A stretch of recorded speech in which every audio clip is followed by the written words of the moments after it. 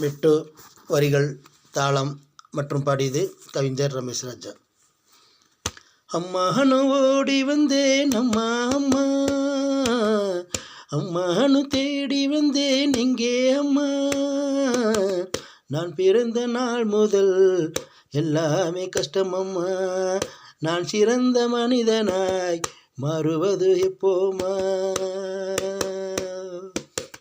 சாமிக்கே பிடிக்கலையோ நான் வளர்ந்தாக்க, பூமிக்கே பாரமம்மா நான் இருந்தாக்க, சாமிக்கே பிடிக்கலையோ நான் வளர்ந்தாக்க, பூமிக்கே பாரமம்மா நான் இருந்தாக்க,